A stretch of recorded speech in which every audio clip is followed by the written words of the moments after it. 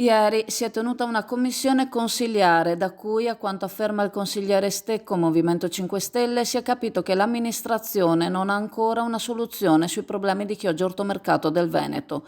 Sono passati mesi dal caso Oppo Veneto, afferma, socio di maggioranza di Chioggia Ortomercato, messo in liquidazione, ma sembra non si sappia ancora come gestire la sua uscita. Non è l'unico problema che questa realtà chiogiotta si trova ad affrontare. La Madia è l'altro scoglio, per affrontare il quale una delibera consiliare aveva dato incarico a SST indicando di studiare un piano di rilancio industriale, studio per il quale sembra sia stato emanato un avviso per individuare un professionista solo in questi ultimi giorni. Prima di questo il consigliere lamenta una situazione di immobilismo.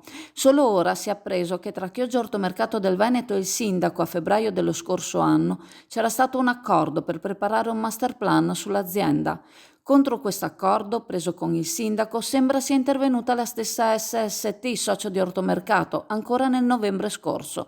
Un tema importante da discutere che, secondo il consigliere, doveva vedere la presenza dell'amministrazione in commissione, risultata invece assente, e infatti afferma: ricordo che oggi esiste la famosa filiera del centrodestra da Chioggia, Venezia e Roma, per cui modificare la Madia sarebbe più semplice, ma a quanto pare non è così. Vista l'assenza di tutta la giunta in commissione, un'abitudine prima dei consiglieri di maggioranza che ormai si è estesa anche negli amministratori pagati con i soldi dei cittadini, trovo vergognoso il loro comportamento su un tema così importante e delicato.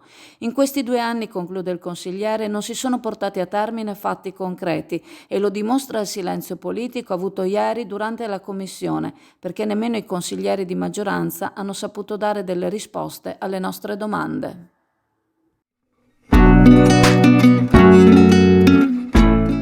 Preparati a gustare le specialità tradizionali e le novità esplosive che potrai trovare all'Indiga. Gelato artigianale anche per l'asporto, per gustarlo in compagnia dove vuoi tu. All'Indiga il gelato da passeggio più gustoso, in cono, coppetta o con lo stecco.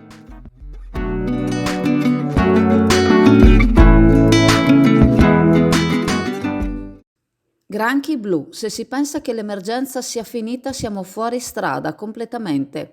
I pescatori che postano le reti hanno appena ricominciato a lavorare con le reti nuove, pronte per cominciare la nuova stagione, e il loro raccolto è stato granchi blu e reti massacrate, anche 3.000 euro di danni e il dover porre subito rimedio per poter riprendere ad andare in mare, con la paura di essere appunto a capo il giorno dopo. Pescatori e allevatori di laguna si vedono destinare sussidi che sembra non debbano arrivare ai pescatori di mare, i quali tra l'altro non hanno modo di tutelare la propria attività, recintando aree o con altri sistemi. Il flagello rappresentato dal granchio sta quindi continuando a minacciare tutto il settore e conseguentemente la filiera, e lo minaccia con femmine ricche di milioni di uova che rischiano di massacrare nel prossimo futuro tutta la pesca. Le misure di sostegno, quando arriveranno, non riusciranno probabilmente a porre rimedio alla situazione che si sta creando e che non vede limiti. Dicono che un nemico del granchio blu sia la carretta, la tartaruga marina che quest'estate ha proliferato come mai prima. A breve la schiusa delle uova, con tanti esemplari che si spera andranno a caccia di questi mefistofelici crostacei. Ma nel frattempo i pescatori non sanno dove voltarsi e come tutelare le proprie attività. Non possono che aspettare sussidi per far tirare avanti le aziende che mai avevano visto situazioni tanto disastrose. Gli unici che da questa invasione sembra abbiano avuto un profitto sembra siano stati i cogolanti, che mai in una stagione per loro morta come quella precedente avevano ricavato tanto, trovando nel granchio blu una vera risorsa. Proprio qui abbiamo delle cozze alla tarantina, cozze con il pomodoro già così in vaschetta, già pronto.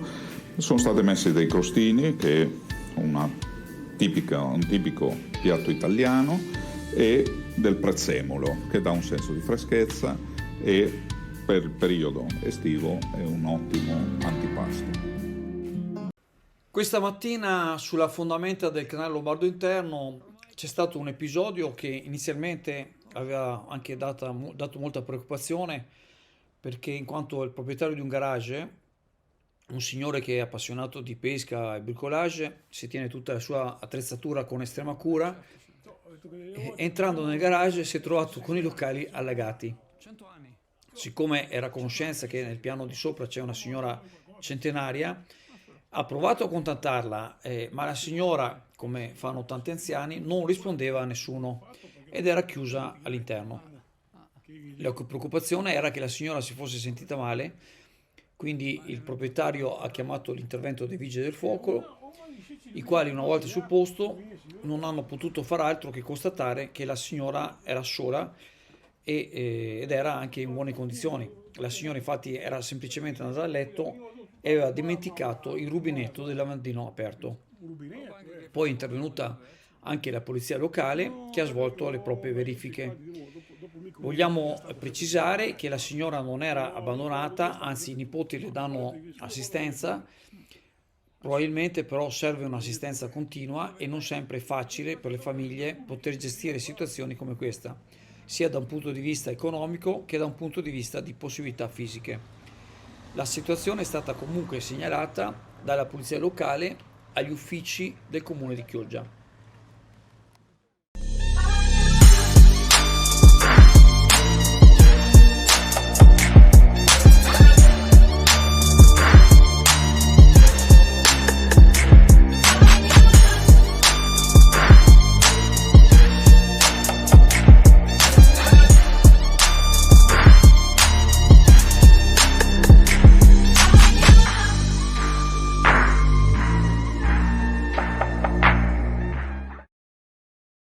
Sì, dai, ed ecco che abbiamo, anche per oggi abbiamo finito. Stiamo scaricando adesso un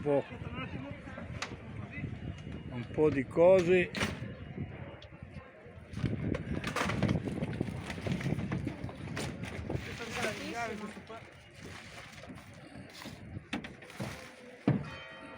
Abbiamo anche la pedana oggi, questa ci mancava. 1, 2, 3, 4, 5, 6, 7, 8 sacchi. Oggi abbiamo fatto più di tutte le volte e abbiamo fatto soltanto mercato ittico, canale San Domenico e un po' dell'Usenso. Ci siamo divertiti, anche oggi ci siamo divertiti un po', abbastanza, dai. No, adesso di qua, mettili, adesso di qua. Ed ecco il cuore di Laguna, nel suo splendore,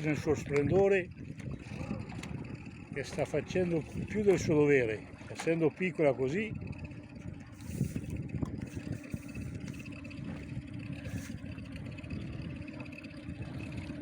La buona Laura ci ha detto non serve andare nell'Usenso perché non c'è niente, sono appena passata. Meno male che noi anziani non diamo mai ascolto ai giovani. A questi volontari dell'associazione Amico Giardiniere che continuano imperterriti tutte le settimane a fare queste pulizie. Oggi c'era anche l'amica Laura che partecipava. Insomma, cerchiamo di dare un sostegno a questi amici che appunto ricordiamo ancora che si pagano i costi anche della benzina, cioè voglio dire.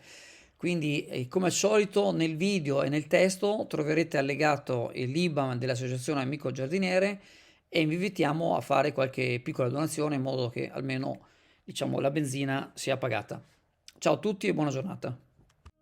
SD Auto informa della novità per il 2023, la revisione dei carrelli in sede. Si effettuano revisioni in sede dei rimorchi di massa complessiva non superiore ai 3.500 kg, 01 e 02, di carrelli per imbarcazioni, per moto, per auto, roulotte, trailer per il trasporto cavalli, carrelli tenda, carrelli trasporto animali e tutti i carrelli di massa complessiva non superiore ai 3.500 kg. Potete contattare SD Auto per qualsiasi informazione o chiarimento.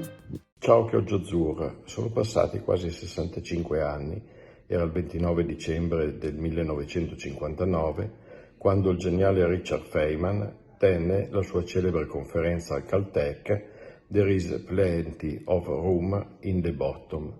C'è un sacco di spazio laggiù in fondo, ipotizzando che il futuro sarebbe stato miniaturizzato e governato dalle leggi della meccanica quantistica. I 2 premi Nobel per la fisica e la chimica assegnati ieri ed oggi confermano ulteriormente la sua visione. I ricercatori premiati hanno indagato il mondo dell'estremamente piccolo, dove le leggi a cui siamo abituati non valgono più e dove lo spazio, il tempo, le onde e le particelle si confondono in una schiuma quantistica dove la magia diventa realtà. Gli impulsi laser della durata di un attosecondo sono il risultato di anni di studio di 3 ricercatori, tra cui finalmente una donna premiata, che per prima ha dato l'avvio alla ricerca, scoprendo che un raggio laser, sparato attraverso un gas nobile, si suddivide in armonica ad alta frequenza. Da qui a per arrivare al flash di luce che ci permettono di osservare gli elettroni ci è voluto ancora un bel po' di lavoro. In pratica è come se accendessimo a scatti un faro nella notte e fissassimo l'attimo fuggente di un cervo che corre nel buio. I 3 chimici insigniti oggi invece hanno lavorato sui punti quantici, ossia la base per costruire computer quantistici, ma anche celle fotovoltaiche ad 1/10 del costo attuale. In poche parole, pur essendo i Nobel premiati in ricerca pura, le applicazioni ci permettono energia solare a basso costo, computer che stanno a quelli attuali come il pallottoliere al Craig, farmaci innovativi che rallenteranno l'invecchiamento. Ed adesso aspettiamo il Nobel per la pace. Curioso che tutta questa kermesse di futura speranza sia stata voluta e finanziata 120 anni fa dall'inventore della dinamite. La nostra laguna, i nostri ponti, il nostro passatempo, il nostro forte, la nostra spiaggia, la nostra birra.